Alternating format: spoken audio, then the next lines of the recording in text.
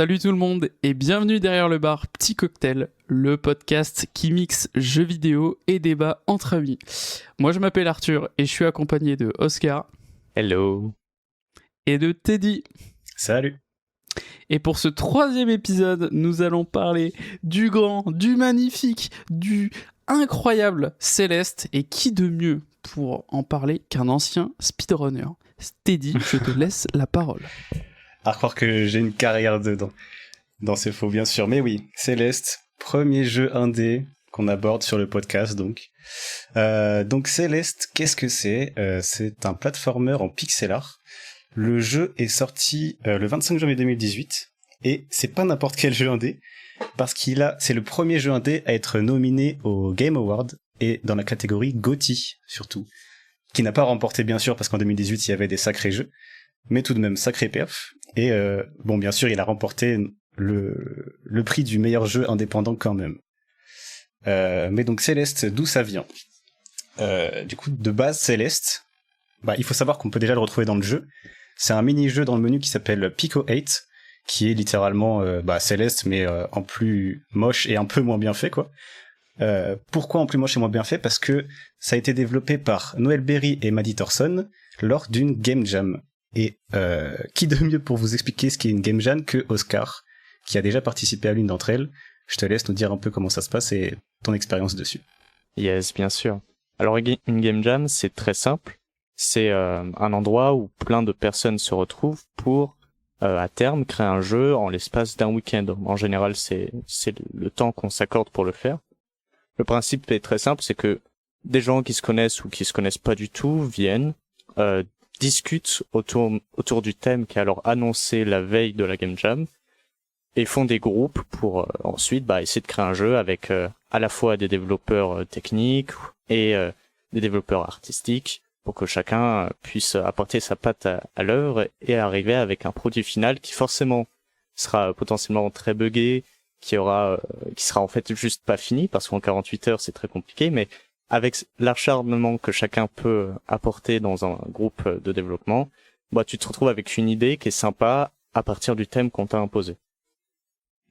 Typiquement, moi j'ai taffé dans une game jam où le thème était par rapport à une thèse scientifique. Et en fait, il y avait un thésard qui était là pour parler de sa thèse, et du coup, on a fait comme des micro-dating entre tous les thésards, et à la fin, tu restes avec celui qui te plaît le plus, et t'essaies de créer un jeu pour, là en l'occurrence, vulgariser sa thèse, mais dans d'autres cas, ça peut être juste, typiquement, le thème c'est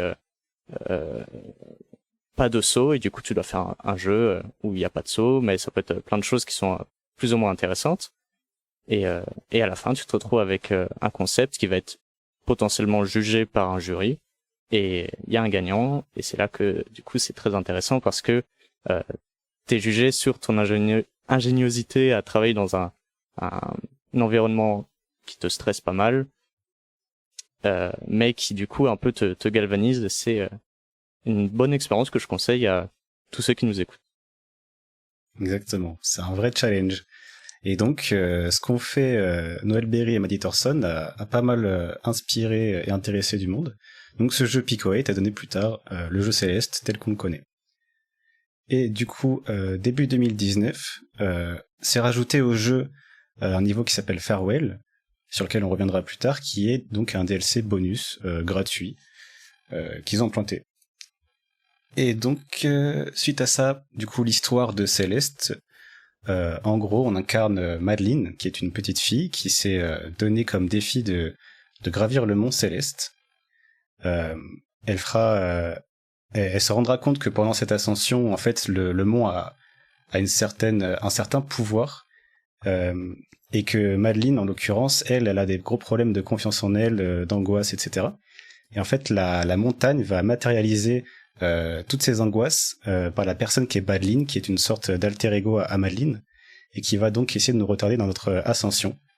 Elle va aussi croiser d'autres personnages comme Théo ou la vieille, je crois que c'est comme ça qu'elle s'appelle, elle a pas vraiment de nom. Ou Oshiro, qui est un tenant d'hôtel. Et donc Madeline gravit le mont Céleste, et en fait l'histoire nous montre que ce mont nous apprend plus à à ne faire qu'un avec ses mauvais côtés, à les accepter plutôt qu'à essayer de les combattre, parce qu'en fait au début on se rend compte qu'elle essaie de les combattre, ça marche pas vraiment, et à la fin elle s'allie avec Madeline, et du coup de ce fait elle remonte toute la montagne et elle arrive au sommet. Et voilà. Du coup, dis-moi Arthur, toi, est-ce que t'en as pensé de l'histoire? Est-ce que pendant le jeu, t'as bien kiffé tout ça, ça t'a bien mis dedans? Ouais, franchement, ça m'a bien mis dedans. C'est un ensemble, en réalité. Déjà, pour parler un petit peu du personnage principal, Madeline, c'est vrai qu'au début, on n'a vraiment aucune information sur le fait qu'elle a des problèmes, enfin qu'elle souffre d'anxiété. Et c'est vraiment, je crois, à peu près vers le milieu du jeu qu'on apprend que bah voilà, elle fait pas mal d'anxiété et qu'elle est en pleine. Je sais pas si c'est dépression, mais je sais pas si la traduction est bien faite ou pas, mais moi je l'ai compris un peu comme ça quand j'ai joué au jeu. Et du coup, en fait, on va se retrouver à partir, je crois, du niveau 2 avec son alter ego qui est Madeline. Et au début, on va se dire, oh là, mais qui c'est ça? C'est bizarre. On essaye un petit peu de le combattre. En fait, on se met un petit peu dans sa peau en mode, je vais combattre le méchant. Et puis, avec toutes les autres platformers qui existent, au début, on peut se dire, bon bah voilà, en vrai, c'est un peu un Bowser-like, tu vois. C'est genre, voilà, un boss pas très pertinent. Un antagoniste quand même important, mais qu'on va un peu survoler. Mais au final, ouais, ça prend tout son sens tout au long du jeu. Pour accompagner tout le jeu, il y a... comment dire Non, c'est vrai qu'on en parlera un petit peu plus tard du gameplay, mais ouais, pour finir sur l'histoire, il y a aussi moi, j'ai bien aimé aussi les persos. J'ai bien aimé Théo. Théo, c'est du coup le compagnon qu'elle va rencontrer durant son ascension. Lui, c'est vraiment un peu, on peut le dire, je pense l'opposé de Madeline, en vrai. Dans certaines circonstances, dans le sens où lui a un côté peut-être un peu plus cool, plus réfléchi sur les choses, et je pense que c'est un bon compromis avec Madeline qui se pose beaucoup de questions et qui se sent peut-être obligée d'accomplir quelque chose pour se rassurer un peu elle-même. Ouais, c'est vrai que Théo, c'est un peu l'opposé. Le mec a l'air tout calme et tout. C'est vrai. Et toi, Oscar, du coup, t'en as pensé quoi? Moi, j'ai vraiment bien kiffé le jeu aussi. Je trouve que dès le début, on te met dans une ambiance qui est hyper agréable. Ce côté vraiment, on te jette à l'eau, mais on t'offre quand même une sorte de tutoriel assez, sur mesure, dans le sens où il n'y a pas tant de texte pour t'expliquer comment faire les choses, mais on te le fait comprendre, avec une musique qui vraiment introduit le fait que, ok, ça va être excitant, c'est le début de l'aventure. Franchement, le jeu s'en sort hyper bien pour introduire un élément d'immersion dès le début. Et c'est vrai que c'est un peu mystérieux aussi, comme tu disais Arthur, on sait pas encore qu'il y a des histoires d'anxiété, de dépression, et du coup c'est hyper cool de voir que au fur et à mesure du jeu, on apprend à vraiment découvrir Madeline, son compagnon, pourquoi elle est là, et en fait tout le principe du jeu. Et c'est un peu une expérience que j'ai bien aimée, malgré le fait que c'était un peu hardcore, j'avoue. C'est pas forcément le genre de jeu auquel je joue beaucoup, et il s'inscrit quand même dans, on va dire, une catégorie de jeu qui demande un certain background, ou en tout cas une force d'esprit, on va dire. Et oui, c'est quand même un jeu qui raconte quelque chose, malgré le fait que c'est pas juste un jeu difficile, quoi. Et ça, c'est beau. Et du coup, le jeu, oui, met beaucoup l'accent sur la santé mentale. Et Arthur, je te laisse nous en parler un petit peu. Alors, sujet qui est pas évident. Je préfère faire un petit disclaimer parce que du coup, on va beaucoup aborder ce thème. Sachez que vous qui nous écoutez, si vous vous sentez un peu seul ou en période un petit peu de déprime, déjà, premièrement, ça peut arriver à n'importe qui. Ensuite, je pense que alors attention, je ne suis pas professionnel, etc. Mais voilà, si je peux vous donner 2-3 petits tips, voilà, je peux le faire. Déjà, je pense qu'une première chose, c'est d'en parler autour de vous. Vous avez des amis, de la famille, n'importe qui. Il existe aussi des associations que vous pouvez trouver sur Internet où vous pouvez passer des appels où des gens peuvent vous écouter de manière complètement anonyme. Si à un moment vous avez un petit coup de blues, un petit coup de déprime, voilà. Après, il y a d'autres gens aussi qui peuvent vous réorienter et voilà. Pour recentrer un petit peu le sujet par rapport à tout ça, c'est que voilà, il existe voilà il y a quelque chose qui sont mis en place pour vous aider. Et je crois que d'ailleurs, Oscar, on en parlait tout à l'heure, tu disais que avec l'État, on pouvait avoir certaines choses qui sont mises en place actuellement. Ouais, carrément. Justement, l'État, en fait, dès nos 3 ans, il me semble, et jusqu'à la fin de notre vie, il propose 12 séances gratuites, enfin pas gratuites, pardon, 12 séances par an de psychologie, prise en charge à 60%. Donc c'est quelque chose qui peut vraiment aider les gens parce qu'on sait que effectivement si vous avez des problèmes et que la meilleure façon d'extérioriser etc c'est d'en parler à un professionnel mais que le professionnel coûte cher, il y a au moins cette petite aide là de l'État pour 60%. Et si en plus vous avez la chance d'avoir une mutuelle qui peut prendre en charge le restant, sachez que ça peut pas mal vous aider. Par exemple à titre personnel, ma mutuelle prend en charge les 40% restants des 60% déjà pris sur les 3 premières séances. Donc, en gros, sur les 12 séances, j'en ai 3 gratuites par an complètement. Et après, c'est 60% pour le reste des séances. C'est pas forcément grand chose, c'est pas forcément suffisant pour suivre une pathologie telle que la dépression ou même l'anxiété. Mais c'est déjà un bon début et il faut vraiment pas hésiter. Il n'y a pas de gros mots, que ce soit psychologue ou psychiatre. Il n'y a vraiment pas de gros mots. C'est des choses qui sont très importantes pour vous. Et surtout, n'oubliez pas que en parler, c'est, on va dire même la chose la plus importante, en parler autour de vous. Mais surtout, ne pas oublier que quoi qu'il arrive, il y a des gens qui vous aiment. Même s'ils le montrent pas forcément de manière très évidente, on se connaît tous, on sait tous que c'est des choses qu'on a tendance à un peu réprimer et ne pas confier aux autres facilement, mais il y a forcément une personne qui aimerait que vous alliez bien, et ne l'oubliez pas. Et ça me semblait quand même important, c'est vrai que c'est un peu la parenthèse qui est pas très joyeuse, mais en tout cas ça me semblait vraiment important d'en parler parce que c'est un sujet qui est vraiment d'actualité et en plus si nous à travers ce qu'on peut exprimer et ce que vous pouvez entendre, on peut vous aider un tout petit peu à vous, je sais pas, allumer une ampoule dans votre tête en mode peut-être que je pourrais tester de faire ça. En vrai c'est cool. On a quand même gagné. Mais pour la suite, je laisse Teddy continuer.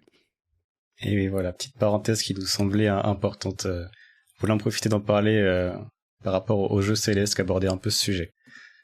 Mais du coup, pour recentrer, maintenant que c'est fini le sujet sur le jeu, on va parler de la plus grosse partie du jeu, qui est le gameplay. Donc, le jeu se décompose en plusieurs biomes par rapport à l'ascension du mont. Il y a plusieurs endroits où Madeline s'arrête qui correspondent au niveau. Et donc chaque niveau a un peu sa DA, sa petite particularité, et est composé en général d'un élément qui fait la mécanique du niveau. Donc on a le niveau 1 qui est dans la ville avec les petites plateformes qui bougent, on a d'autres avec du vent, des boules qui peuvent... on peut aller dedans et qui nous transportent d'un endroit à un autre, des plumes, tout ça. Et du coup, dans un sens, ça correspond à une étape dans la quête de Madeline qui permet de monter le sommet. Et du coup, dans cet environnement-là, il y a aussi beaucoup de narration qu'on retrouve. Par exemple, avec le personnage de Théo qu'on disait tout à l'heure, qui était très chill. En fin de compte, on apprend au fur et à mesure du jeu que Théo, il a beaucoup peur du regard des autres. Il s'en soucie beaucoup. Et par exemple, dans le niveau du temple, c'est un niveau assez compliqué avec une espèce de monstre qui nous suit. Et en fait, pendant ce niveau-là, à la fin, Théo est dans un cristal et on doit essayer de l'aider pour sortir du niveau. C'est la fin du niveau. Et du coup, il y a cette idée aussi de soutenir Théo dans ce qu'il traverse, donc qu'on porte le cristal sur nous. Et tout autour du niveau, il y a souvent des yeux. Les monstres sont composés principalement d'œils. Et le dernier, entre guillemets, boss, même s'il fait pas grand-chose, c'est un œil. Donc il y a tout ça qui nous rappelle un peu le regard des autres que Théo a peur. Et c'est aussi par rapport au mont qui a cette espèce de pouvoir, comme on avait dit plus tôt, de faire ressortir les peurs, les craintes des gens. Et du coup, il y en a dans plusieurs niveaux, voilà, de la narration environnementale. Est-ce que ça vous a sauté aux yeux ou pas, ce genre de choses? Il y avait pas mal le moment avec Oshiro qui est, je pense, potentiellement un des moments les plus évidents en termes de narration environnementale, dans le sens où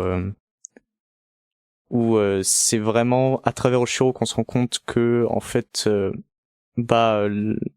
quand t'es dans ce genre d'épisode problématique de soit dépression, d'anxiété ou ce genre de choses, il y a un chaos global qui est très compliqué à gérer et ça se voit vraiment beaucoup à ce moment-là. Je trouvais ça plutôt intéressant et aussi le fait que au final,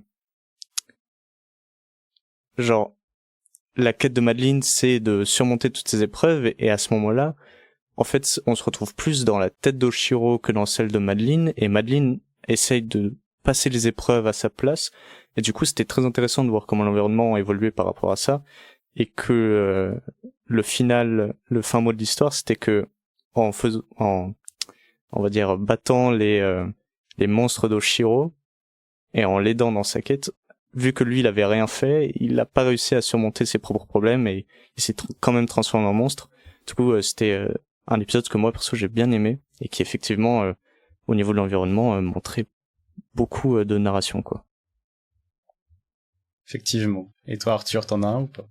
Moi, j'avoue que pour rebondir sur ce que tu disais tout à l'heure, tu vois, tu m'apprends un truc, c'est que le niveau avec les yeux, moi, je l'ai pas du tout ressenti comme ça, et j'ai pas du tout vu Théo sous cet angle-là, parce que tu me dis que, ouais, par rapport au regard des ans, machin et tout, mais du coup, c'est assez paradoxal, parce que en fait, il se met assez en avant sur les réseaux sociaux. Mais Et alors...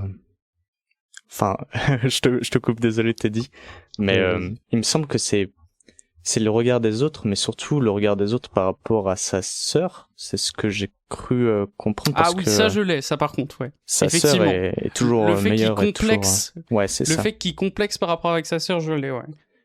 Et je pense pas que ce soit forcément le regard juste des autres sur soi en tant que personne physique et tout, comme il peut le montrer dans ses photos Insta, mais plus genre en tant que valeur, tu vois, par rapport à sa sœur.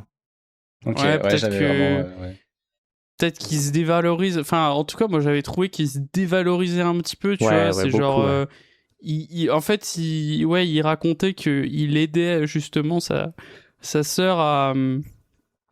pour ses études, l'aider à... je sais pas vraiment comment il peut l'aider parce que sa sœur est vouée à être avocate, il me semble, et il veut tout faire pour qu'elle y arrive, mais du coup c'est vrai que il se met un peu en retrait vis-à-vis de sa personne du coup, et c'est assez sympa, enfin de la manière dont c'est raconté, je veux dire.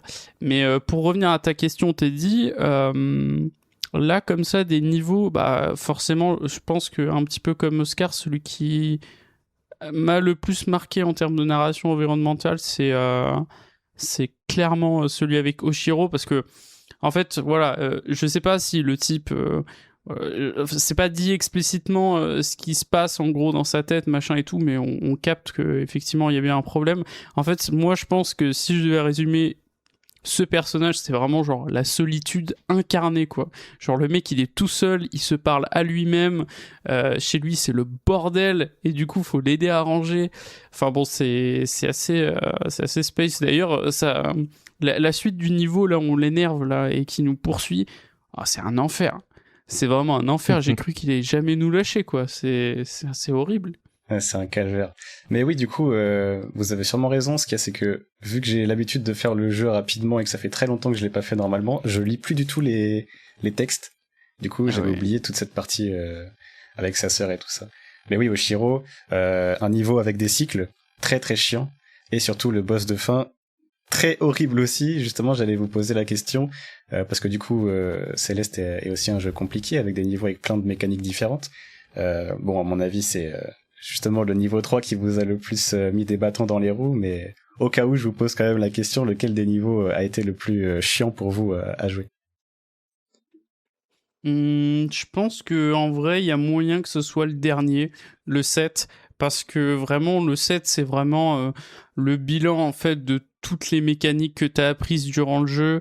Plus, il y a les plumes aussi qui rentrent en jeu. Puis, moi, j'ai pas trop...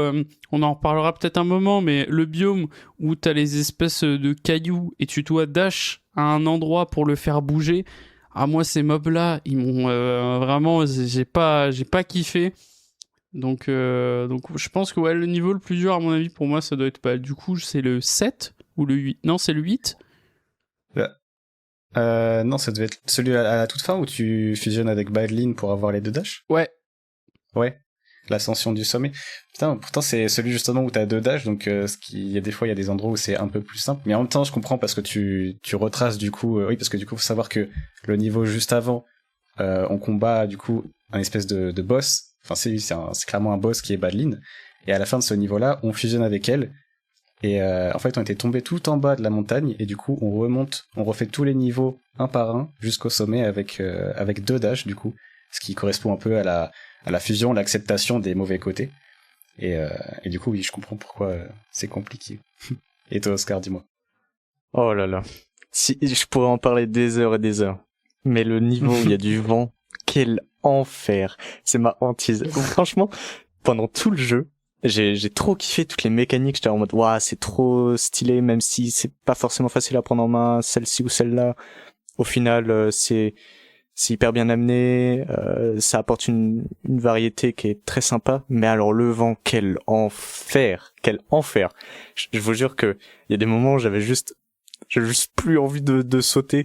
C'était trop chiant. Un peu ce côté, genre, être contraint de force à ne pas avoir la possibilité de bouger comme tu le voudrais, c'est hyper chiant, quoi. Moi en tout cas, ça a été vraiment le niveau qui m'a bien fait chier. Et oui, avec les boules de neige, parce que le vent du coup est de plus en plus fort, et il y a des panneaux, des screens où parfois le vent est tellement fort que on ne bouge pas si on ne dash pas. Ouais. Et je pense que c'est de ça que tu parlais. Ouais, clairement. Il y a même des moments où t'es là, tu passes littéralement 3 ou 4 secondes à avancer pour te mettre au bord de la falaise, parce que tu fais pas non plus du sur place, mais t'es hyper lent, et franchement, quel calvaire. Mais après, je comprends, ça fait partie du process et tout, mais si j'avais pu passer ça, je l'aurais passé. Je comprends. Mais du coup, pas de Oshiro, ok. Et du coup, pour revenir un peu sur les mécaniques qu'on n'aurait pas citées, du coup, dans le premier niveau, comme j'avais dit, il y a des espèces de plateformes, donc c'est un peu le niveau de tuto, on va dire. Il y a des plateformes sur lesquelles, quand on se pose ou qu'on s'attrape, quand on se grappe dessus, ça bouge, du coup, ça nous fait un peu d'inertie, ça nous permet de nous propulser. Et c'est aussi l'introduction des cristaux, qui sont des cristaux qui peuvent réinitialiser le dash.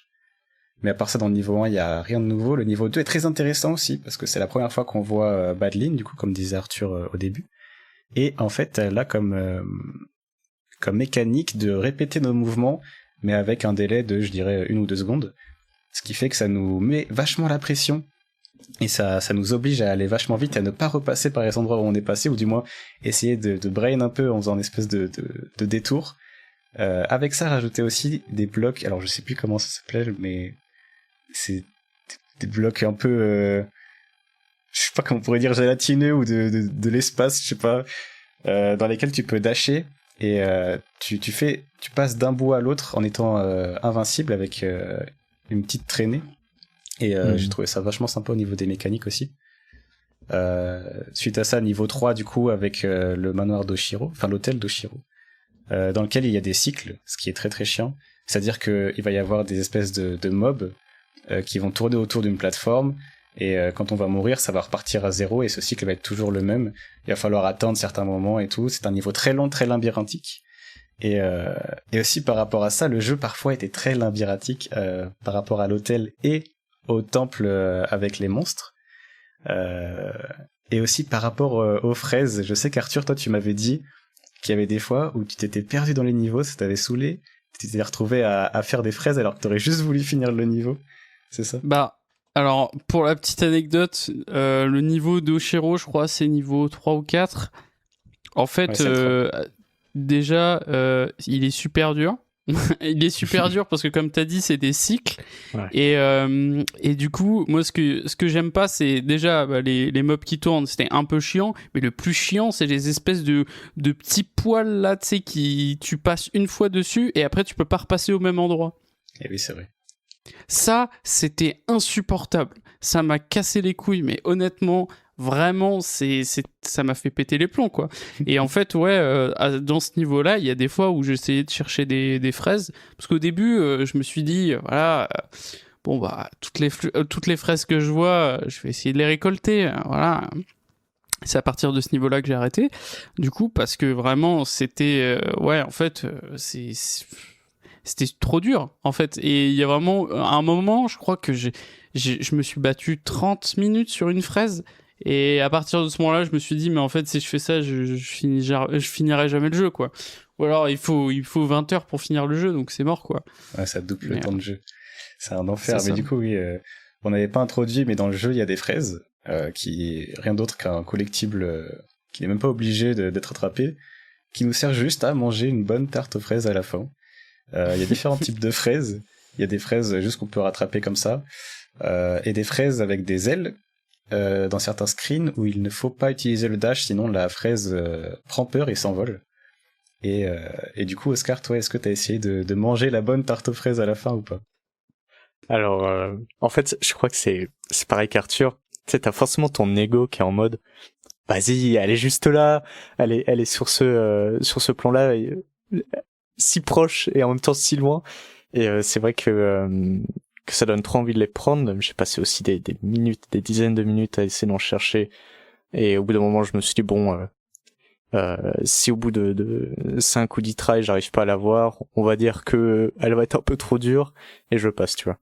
Mais en vrai, c'est une super mécanique. Moi, j'aime beaucoup ce côté justement où c'est pas obligatoire, mais si t'as envie de te challenger, ce qui est un peu le but de Céleste, bah tu peux toujours essayer de prendre les fraises. Et j'avoue que les fraises avec les ailes, alors bon, c'est peut-être moi qui ai un petit cerveau ou quoi, mais j'avais pas capté qu'en fait c'était en faisant un dash que elle s'envolait. Du coup, j'avais pas le réflexe. Je pense les 2 ou 3 premières, à chaque fois je dashais comme un débile, mais j'ai réussi à en T'avais même choper pas capté, quelques-uns. ouais, tu Ouais. faisais le niveau comme ça, t'avais pas vu qu'il y avait une fraise. Mais il y a des fois où je voyais même pas la fraise, qu'elle s'était déjà barrée. Du coup, je savais pas, et surtout je pensais qu'en fait elle se resetait pas, sauf si tu faisais un reset du niveau entier. J'avais pas capté que si tu mourais, elle revenait avant un certain moment. Les Du coup, tutos ouais. aussi sont très discrets, hein, en vrai, hein, Ouais, dans le jeu ouais, de ouais. manière générale. Ouais, C'est mais il vrai. marche hyper bien, je trouve. Mais oui, c'est Ah ça. oui. Enfin bref, les fraises, franchement, moi j'ai bien aimé. Mais ma tarte aux fraises, elle est pas si bien garnie, quoi. Il y a au moins un peu de fraises, quoi. C'est pas juste de la tarte, c'est le Oui, principe. c'est vrai. On parlait aussi des boss tout à l'heure. Du coup, il y en a 2. Il y a Oshiro, qui est pas très cool à battre, on va dire, entre guillemets. Mais le deuxième boss que, perso, c'est ma partie préférée du jeu, c'est Badlin, du coup. À la fin du niveau 6, si je dis pas de conneries. Est-ce que vous avez galéré à battre ce boss, Arthur, dis-nous? Ouais. Il est pas Non facile. mais comment celui-là. dire non? Non mais en fait, oui, mais le niveau est tellement bien que, en fait, c'est pas grave. Pour moi, le niveau 6 et 7, voilà, spoiler, c'est mes niveaux préférés. Je trouve que le changement d'histoire, enfin comment l'histoire allait se tourner, je le voyais pas comme ça non plus. Dans ma tête, je pensais que ça allait être plus long, plus étalé. Là, ça arrive d'un coup. Badlin, on comprend vraiment un peu son délire à elle. Pourquoi elle en veut vraiment à Madeline, en fait. Et on comprend un peu la rivalité qu'il y a entre elles. Et en fait, c'est super bien. En fait, ce qui est sympa aussi avec le boss de Madeline, c'est que en fait, c'est pas tout le temps comme ça dans le jeu. C'est dans ce niveau-là, ils se permettent de faire un truc différent. Et c'est trop bien, en fait. avoir Oui. une mécanique par niveau et un truc où tu t'attends pas forcément en vrai. Parce que Badline, on l'avait déjà vu, mais on l'avait déjà vu, comme tu l'avais dit juste avant, Teddy, où elle te follow un peu avec 1 ou 2 secondes de délai. Et là, que ce soit autant différent et autant... En fait, c'est mis en scène aussi d'une façon où c'est, on dirait un peu le boss de raid, tu vois, c'est genre vraiment, elle prend vraiment, si on regarde comment ils ont, la mise en scène, comment ils ont choisi de la placer sur l'écran, déjà c'est toujours un endroit où tu peux vraiment beaucoup la voir, donc ça c'est génial pour l'anticipation, et puis en plus vraiment, elle a une aura qui est différente, qui fait vraiment méchant, et t'envoie des projectiles en plus, tu te dis mais c'est pas possible quoi, genre elle nous avait jamais montré tout ça, et là elle est trop forte et c'est trop bien. Quelle classe. Moi, j'ai envie de dire quelle classe. J'avoue que, genre, la première fois que... En fait, Oshiro, je l'avais pas considéré comme un boss. Tu vois, maintenant que tu le dis, t'as dit, je suis en mode, ah oui, Oshiro, c'est un boss. Mais je m'étais pas vraiment dit à moi-même, quoi. Et là, Badline, quand tu la rencontres, t'es en mode, waouh, trop stylé. Elle a des effets graphiques qui sont très très classe. Céleste, dans sa globalité, est très très jolie, mais alors, cette fin est vraiment hyper grandiose, je trouve, ça marche trop bien. Et bizarrement, perso, j'ai pas eu de problème. Je crois que c'est un peu le côté stressant, parce que ils te mettent une musique qui accélère beaucoup, et puis il y a ce côté en fait où c'est plein de mini-épisodes, donc c'est bizarre, mais quand tu les fais très rapidement, ça s'enchaîne hyper bien et tout, et je trouvais ça hyper agréable. Et ce côté vraiment boss de fin, en tout cas, il est très bien travaillé, et c'est un objectif atteint, quoi. Exactement. Mais je voulais vous poser la question justement parce que comme tu disais, Oscar, j'ai trouvé personnellement que le level design était tellement bien fait. Parce que du coup, oui, Badline, pendant ce boss fight, modifie un peu l'environnement. Et du coup, comme dit Arthur, te jette un peu des projectiles qui reviennent, tout ça. Et du coup, c'est à toi d'aller sur des projectiles qui bougent et tout ça. Prendre des plumes, etc. Et esquiver aussi parce qu'elle t'envoie des rayons laser et des boules d'énergie.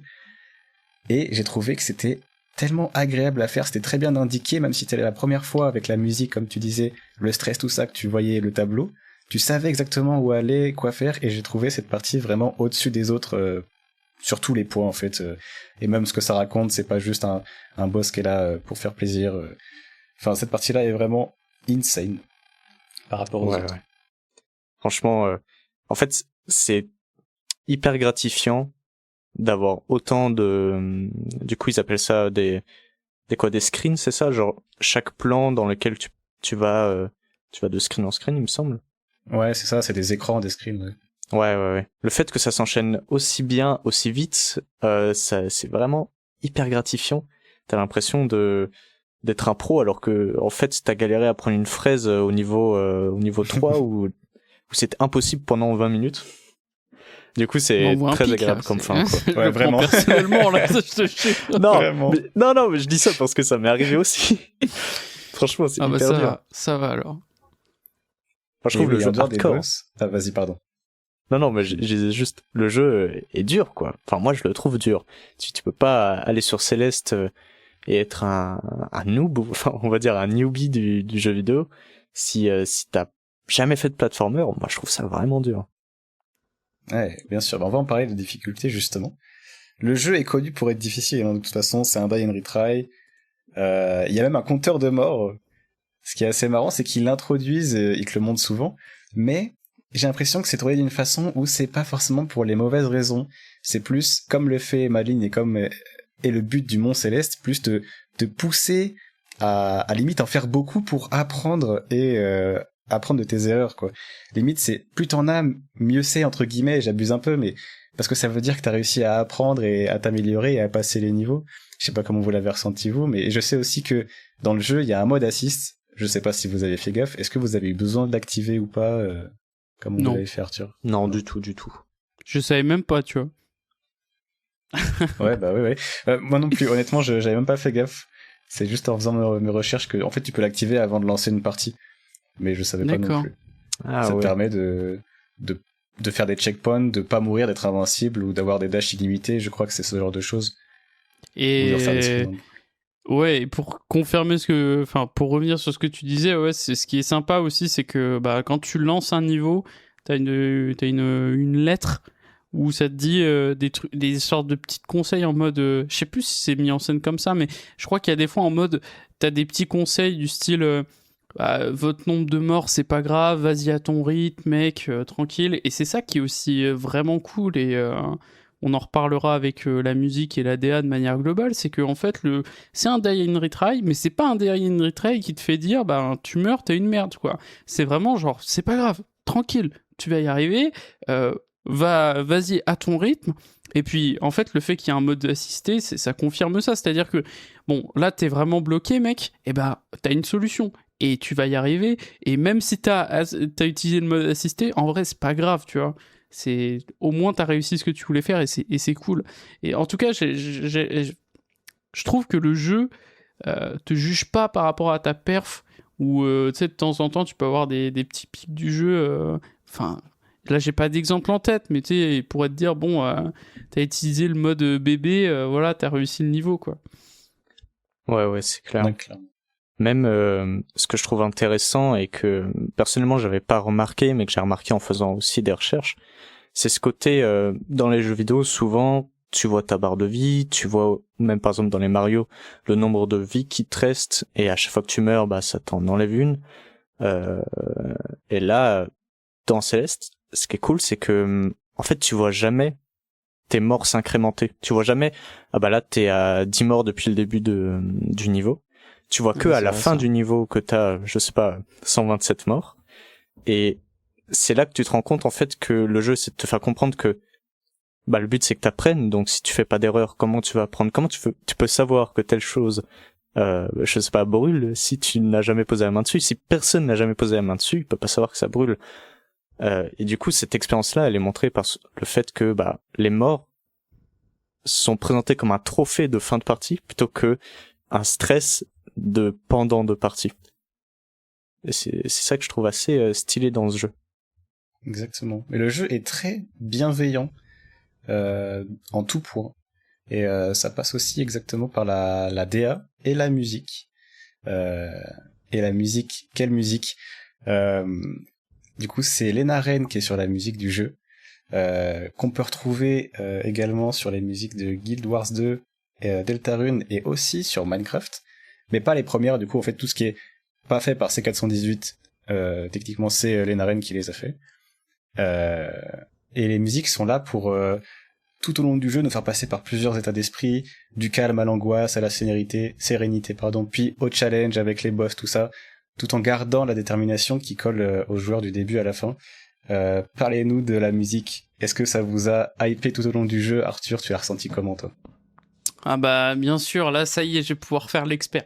Non mais si on doit parler un petit peu d'un truc que j'aime beaucoup dans les jeux vidéo qui s'appelle le game feel, donc c'est-à-dire le ressenti en tant que joueur quand tu joues à un jeu, c'est vrai que là on est vraiment on est au max du curseur, c'est-à-dire que en fait bah déjà t'as l'immersion par la DA qui est quand même qui est chill, enfin tu vois, il y a rien de toute façon le pixel art c'est un peu un mood en fait, c'est j'ai l'impression que les jeux en pixel art, soit ils me font peur, soit ils sont cool, tu vois. Genre, il y a beaucoup de couleurs, tu changes beaucoup de fois de décor aussi, donc ça aide pas mal. Et surtout, les boss, ils font pas peur, quoi. Enfin, tu vois, c'est des boss un petit peu exagérés, en vrai, tu vois. Genre, si on reprend Badlin qui fait des lasers partout, voilà.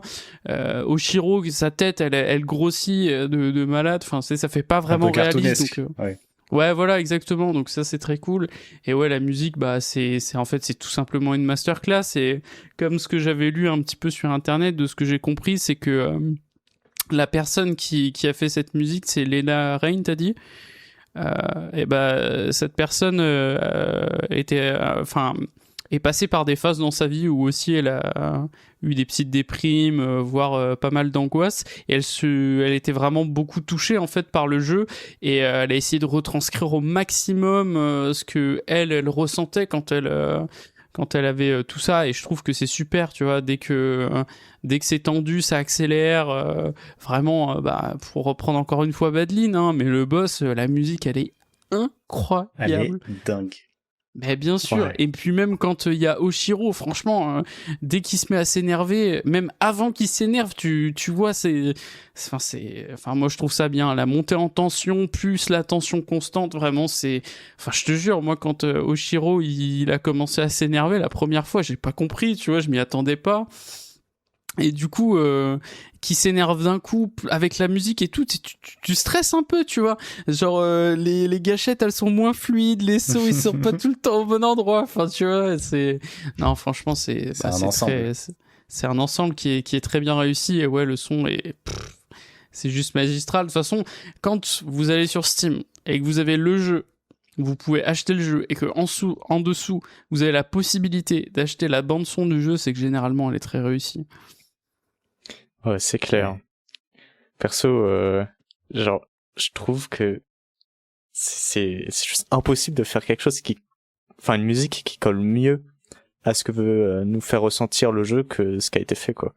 Dans le sens où vraiment tout le stress que peut ressentir Madeline dans son ascension, et en même temps les petits moments posés pour rappeler que c'est un jeu qui veut pas que tu t'énerves, ou justement le principe c'est d'aller au-dessus de ce genre de choses, de savoir dompter au final son stress. Je trouve que les musiques, enfin, juste il y a des fois, rien que pour par exemple le boss de fin, la musique commence, t'es en mode ok, là c'est bon, il faut que je me concentre parce que ça va hyper vite, c'est hyper fort, et les sonorités sont hyper cool. Et il y a aussi un truc que, bon, c'est peut-être une interprétation là pour le coup, mais quand, enfin, il y a beaucoup de musique où c'est une sorte de synthé qui du coup a la voix principale, et même en fait tout est du synthé, il me semble. Et quand Madeline parle, Théo aussi, c'est aussi du synthé, et du coup il y a des moments où je me suis dit, mais ça fait un peu aussi comme si Madeline était en train de chanter. Et j'ai trouvé ça un peu marrant de me dire, en fait là c'est le chant de Madeline de quand elle est stressée, ou ce genre de truc. C'était un peu stylé. Ah, c'est vrai que c'est pas mal intéressant, parce que du coup, il n'y a pas que la musique qui est aussi très bien réussie, il y a les effets sonores de tous les trucs, des mécaniques, des personnages qui parlent, parce que ça parle un peu comme dans Undertale, du coup, les personnes n'ont pas vraiment de voix, c'est, comme disait Oscar, c'est vraiment des instruments qui font des bruits, quoi. Ouais. Et du coup, tout ça, c'est, comme on disait, c'est un vrai ensemble du jeu qui arrive à nous mettre dans une immersion qui nous fait pas détacher, que ce soit un moment qui est calme ou agressif. C'est vraiment très bien réussi, avec la DA du coup qui est en pixel art, du coup très coloré et aussi un peu squishy, un peu mignon. C'est des petits personnages comme on peut le voir aussi avec les illustrations d'Amora Bethany qu'on voit quelquefois. Donc quand les personnages parlent, il y a un petit encadré avec une bulle avec du coup la tête du personnage.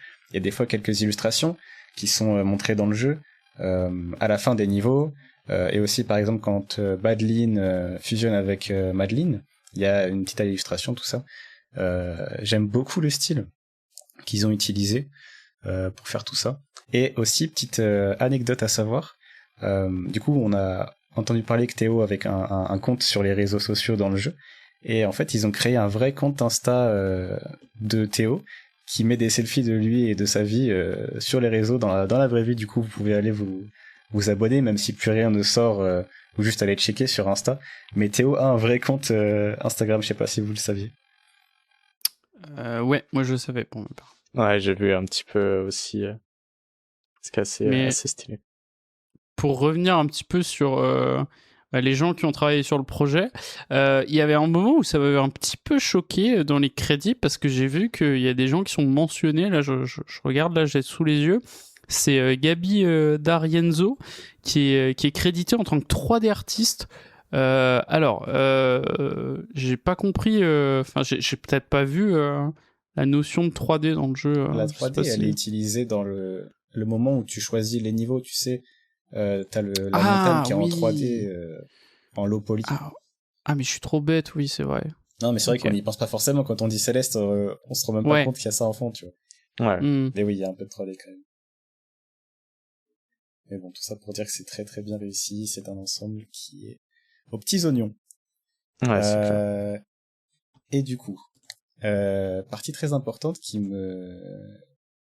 auquel j'avais envie de parler, parce que ensuite, une fois qu'on a fini l'ascension du mont, il y a du coup les niveaux bonus, les DLC gratuits qui sont rajoutés, qui comprend le cœur, je sais pas, peut-être qu'il était déjà là avant, mais en tout cas qui comprend Farewell, le niveau rajouté bonus. Déjà pour ça, on a une espèce de barrière qui nous bloque les niveaux bonus, et pour briser cette barrière, il faut avoir fait ce qu'on appelle les phases B et C de chaque niveau.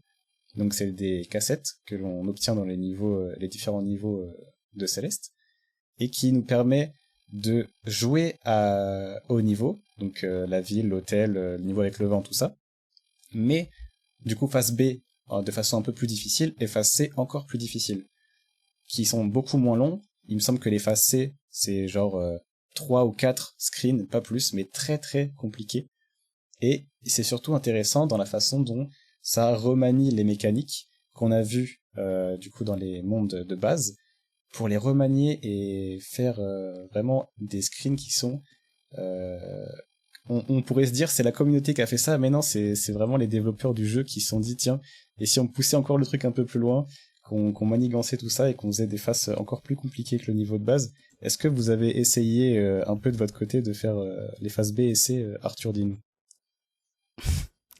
Alors, déjà, dans beaucoup de niveaux, je me suis forcé à essayer de les récolter parce que, bon, c'est toujours un petit peu sympa, déjà, premièrement, de trouver la salle, parce que c'est un peu une sorte d'easter egg, en vrai, entre guillemets. Faut quand même les trouver, les salles. Elles sont pas indiquées, faut se balader un peu. Et du coup, à chaque fois que je trouvais les salles, j'essayais au maximum de trouver les phases B. Alors, par contre, les faire, ça, c'est autre chose, parce que... j'ai essayé du coup la phase B du niveau 2. Waouh, c'était très compliqué. Et du coup, j'ai tenté la phase B du niveau 2 avec Oshiro là dans l'hôtel. Et j'ai pas. Enfin, j'ai carrément abandonné pendant le niveau parce que c'était vraiment trop dur. Ouais, même ressenti. Ce côté. Je suis pas un très grand joueur de platformer. C'est pas forcément trop mon délire, en tout cas surtout à la manette. C'est vrai qu'on en a pas parlé, mais le nombre de miss-input, donc le fait de ne pas faire ce que tu as en tête parce que les mains ne suivent pas sur la manette, c'est tellement dur. Mais ouais, les phases B sont encore plus dures du coup que le mode normal, on va dire, qui est du coup suivant les personnes plus ou moins dures, suivant votre expérience. Et j'avoue que pareil, j'ai commencé une phase B, c'était compliqué, j'ai cru que c'était interminable, et du coup j'ai arrêté parce que j'étais en mode c'est bon, là c'est trop pour moi, je vais me contenter de l'expérience, on va dire, classique du jeu. Mais en tout cas très intéressant le fait que ça propose autant de niveaux de difficulté, suivant si t'es aguerri ou pas, quoi. C'est surtout, je trouvais que c'était très agile de la part des développeurs d'avoir remanié, d'avoir poussé jusqu'au bout les mécaniques proposées par le jeu, mais de façon différente. Et du coup, tout ça nous amène à Farewell. Je vais aussi un peu introduire le speedrun dessus, parce que c'est un jeu qui est fait pour être speedrunné. Les développeurs ont fait le jeu pour ça. Il y a même un timer intégré au jeu, si vous voulez essayer de vous challenger vous-même. Et du coup, dans le niveau Farewell, et aussi dans certains niveaux B ou C, il y a des techniques de speedrun qui doivent être employées pour finir les niveaux. Et j'ai trouvé ça vraiment très ingénieux et très cool d'avoir fait un tuto dans Farewell, comme au début du jeu, avec l'oiseau qui vous dit tiens, il faut faire un wave dash pour passer ce niveau. Et ça montre à quel point ils sont un peu en avance, c'est-à-dire que c'est le seul jeu que je connais, le seul platformer qui t'introduit, qui te fait un tuto de speedrun qui est nécessaire pour finir à 100% le jeu. Je trouve ça dingue et je trouve ça trop intéressant d'avoir fait ça. Alors je sais que vous avez pas eu l'occasion de le faire, forcément le jeu c'est un peu long pour en arriver jusqu'à là, mais je trouve que c'est trop bien d'avoir designé des puzzles avec des techniques de speedrun comme ça. Puis du coup, le niveau Farewell est très très compliqué, il est très très dur. Donc il y a très peu de gens qui ont fini Céleste à 100% à cause de ça, mais je trouvais ça bien d'en parler parce que je trouvais vraiment ça cool de la part des devs d'avoir fait ce genre de choses. Mais en fait, ce que je trouve dingue, c'est tous les niveaux qu'on fait, que ce soit le niveau normal, la phase B, C, Farewell, tout ça. Je me dis, mais Mais quand t'es dev, ça veut dire que tous les chemins que tu proposes, c'est des chemins que t'as testés. Et j'avoue que ça m'a un peu, cassé le cerveau de me dire, mais qui sont ces gens, en fait, ils sont trop forts. Comment tu peux tout prévoir comme ça, et surtout, avoir le niveau de finir tout ça? Ça a dû être, mais alors des heures et des heures et des heures de tests. Je sais pas s'ils avaient quelqu'un qui faisait justement du QA, je crois que c'est comme ça qu'on appelle ça, les gens qui testent les jeux, pour savoir si telle chose est faisable ou non. Mais il y a des fois où je me dis, bordel, tu dois connaître ton jeu sur le bout des doigts pour savoir que ça c'est faisable, ou alors tu dois être hyper fort pour le faire et te dire, ok c'est bon je l'ai fait donc c'est faisable. Ouais.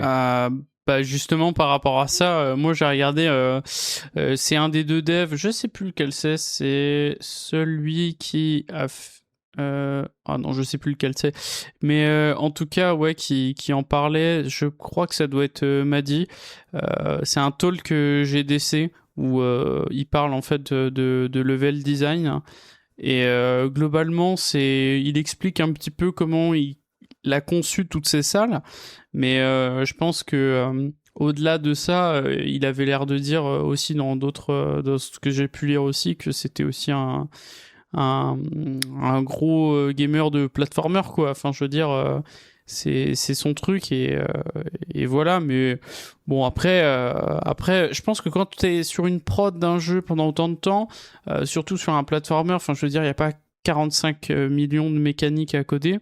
Le plus important dans un platformer, c'est vraiment les déplacements, quoi. Donc à partir du moment, je pense qu'ils connaissaient un petit peu, si tu veux, les déplacements un peu par cœur. Et puis alors de là, franchement, ça va vite, quoi. Après pour les niveaux. Ouais, mais vas-y. c'est pas mal. Il expliquait aussi que c'était pas mal de bêta tests. En fait, ce qui les ont vraiment débloqués, c'est vraiment les retours des joueurs. Vraiment beaucoup. Ils en faisaient vraiment beaucoup parce que il y a des salles où il a itéré vraiment beaucoup sur des screens. Voilà, c'est tout ce que je voulais rajouter. Ah ouais, c'est un jeu qui est vraiment à l'écoute de sa communauté et ça s'est vu du coup avec ce niveau-là. Et petit aparté, du coup, vu que je commence à parler de speedrun, il est vrai que j'ai fait un peu de speedrun dessus, et je trouve le speedrun vraiment très agréable à faire dessus. C'est d'ailleurs un des jeux les plus speedrunnés de tous les temps. Et du coup, je voulais aussi vous inviter, vous, à essayer. Si vous aimez bien un peu le challenge, le jeu est super agréable à faire. Et si vous aimez juste regarder, j'ai connu le speedrun avec le Barrière Show qui a été organisé par Link et Hugo Delir. Où on retrouvait des runs de différents jeux, donc il y avait Portal, Celeste, Sekiro et Minecraft. Et ce qui était intéressant, c'est que déjà ça mettait en avant le speedrun, c'était un des seuls, voire non, il n'y avait pas le seul parce qu'il y avait aussi le truc de Mister MV en ce moment tous les ans pour le speedrun, mais c'est assez rare à cette époque-là les gens qui mettent un peu le speedrun en avant, du coup c'était très cool. Et petite particularité, c'était que les gens se retrouvaient en 1 contre 1 sur la scène. Et du coup, pendant le speedrun Céleste, on avait TGH d'un côté et Marlene de l'autre, qui étaient à l'époque presque les 2 meilleurs joueurs de speedrun Céleste. Et la run est incroyable parce que il y a surtout à la fin, en fait, ils sont principalement côte à côte durant toute la run, mais le dernier niveau du coup où on fait toute l'ascension avec les 2 dashs, il y a vraiment un moment où ils sont pixel perf, les deux sont vraiment synchro égal et c'est dingue à vivre et je vous invite à juste regarder ce moment-là si vous kiffez si vous kiffez le jeu et que vous connaissez pas ou juste speedrun en général, c'est vraiment sympa à regarder. Et je passe mon tour. Voilà, vas-y. T'as dit quoi? Moi je passe mon tour sur le speedrun. Je me contenterai de Moi j'avoue aussi, je peux juste faire la pub de Teddy. Il a fait son speedrun, il est dispo sur speedrun. La run est encore dispo sur speedrun.com ou pas? Elle est dispo, non je pense pas. Ah bon? Elle est juste sur mon YouTube, j'avais mis en non répertorié. Peut-être que des gens seraient curieux de te regarder performer.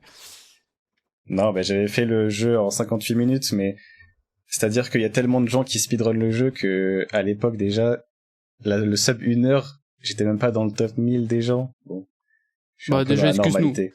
Excuse-nous PG, déjà moins d'une heure pour finir tout le jeu. Tu sais combien d'heures j'ai passé sur le jeu, moi?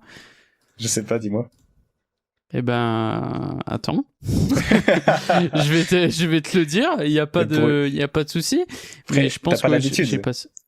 T'as pas l'habitude. Ouais. Non, mais c'est vrai, j'ai pas l'habitude. Mais ouais, j'ai passé 7 heures quoi sur le jeu, tu vois. Et c'est ok pour une première fois. T'as pas l'habitude de faire des platformers. Et c'est ok. En plus, il joue à la manette et tout. Non mais. Enfin, le jeu est très agréable à faire en speedrun. Je vous invite à le faire. N'hésitez pas. Et comme dernier point, on en parlait tout à l'heure de la communauté. Le jeu était très à l'écoute de la communauté et la communauté le rend très bien parce que je vais vous parler d'un mode qu'a fait la communauté qui s'appelle Strawberry Jam. Donc c'est une collab avec plus de 350 personnes pour rendre hommage au jeu qui est sorti le 17 février 2023 très exactement. Et pour un peu de stats par rapport au jeu initial, donc et se rendre compte un peu de la dinguerie qu'est ce mode en fait. Le mode comprend 116 cartes réparties sur 5 niveaux de difficulté, donc débutant, intermédiaire, machin, et plus de 1500 salles jouables et 9 heures de nouvelles musiques. Est-ce que c'est bon pour vous? Ah ouais. C'est littéralement un autre Céleste, plus complet, plus joli, et avec plus de niveaux de difficulté. Donc c'est-à-dire que si on est débutant, on peut très bien s'amuser au début, et si on veut vraiment pousser à l'extrême, parce qu'il faut savoir que c'est extrêmement compliqué, les derniers niveaux sont vraiment très durs, mais je trouve ça incroyable que les gens se soient réunis pour faire un mode complet comme ça, parce qu'il y a aussi également des nouvelles musiques qui sont très bien. Le jeu est super beau, une nouvelle DA, des nouveaux biomes, un nouveau hub, tout est fait, c'est vraiment dingue. Voilà, je voulais juste faire passer le message, n'hésitez pas à le tester, c'est totalement gratuit. Et c'est un travail de fou qu'ils ont fait, donc franchement, ceux qui ont bossé là-dessus, n'hésitez pas à aller voir le mode, histoire que ça leur fasse un peu de pub, parce que ce serait vachement mérité. Je sais pas si vous avez entendu parler de ce mode, vous. Alors, pas du tout. Ça a pas fait assez de pub. Mais franchement, c'est incroyable. Je sais pas si vous connaissez d'autres jeux qui ont une communauté qui ont fait ce genre de choses, mais je trouve ça vraiment incroyable que ça ait été fait sur Céleste. J'avoue que c'est fou. Après, il y a des jeux qui ont une communauté de modding qui est c'est incroyable. Que ce soit Minecraft, hein, tout simplement. Ouais, bah oui, bien sûr. Oui, c'est vrai que refaire un jeu entier comme Céleste, parce que c'est assez particulier, il y a une vraie direction artistique compliquée à adopter. C'est pas du pixel art simple, c'est du pixel art qui est vraiment bien travaillé. Pareil, au niveau des musiques, c'est fou. Donc, se dire que des gens ont fait un deuxième Céleste, j'avoue que c'est assez fou, quoi. Vraiment, et ça participe aussi à la longévité du jeu. Les gens qui étaient amoureux du jeu mais qui le connaissent par cœur, ça permet aussi d'avoir encore des dizaines et des dizaines d'heures en plus à mettre dedans, et c'est vachement sympa. Bien sûr, oui. Ça rajoute du challenge. Exactement. Mais du coup, je pense qu'on a pu faire le tour du jeu dans sa globalité. J'espère qu'on vous aura donné envie de jouer au jeu, ou si vous aviez joué au jeu à sa sortie, que ça vous aura fait un peu redécouvrir tout ce jeu magnifique qu'est Céleste. Et Arthur, je te laisse conclure ce podcast. Eh bien, écoutez, waouh. Déjà, je pense que vous l'avez plutôt entendu à travers ce podcast. Je pense que c'est quand même un jeu qu'on recommande fortement si vous l'avez pas fait. C'est vrai que c'est le troisième épisode et que c'est un deuxième platformer, mais voilà, c'est quand même. Enfin, les platformers qu'on a abordés, que sont Mario Galaxy et Céleste, sont vraiment tellement différents sur tellement d'aspects différents, mais bon, bref. N'hésitez pas, chez vous, à essayer de retrouver le logo Petit Cocktail sur la magnifique miniature qu'aura fait Oscar. On vous remercie beaucoup de nous avoir écoutés. Vous pouvez nous suivre sur Spotify, sur sur Apple Podcast, pardon, et sur YouTube. Voilà, il y a un lien sûrement du Discord qui sera présent dans une description, vous pourrez nous retrouver. Et nous, on va se retrouver bientôt pour le prochain épisode qui sera sur... Et je laisse Oscar le dire. Hades. Exact. Oh donc la licence Hades de manière générale, donc ce sera on va parler du 1 et du 2. Donc ça va être un épisode, je pense, un petit peu chargé. Et puis voilà. Et on vous remercie de votre écoute et des bisous, à bientôt. Ciao, ciao. Salut.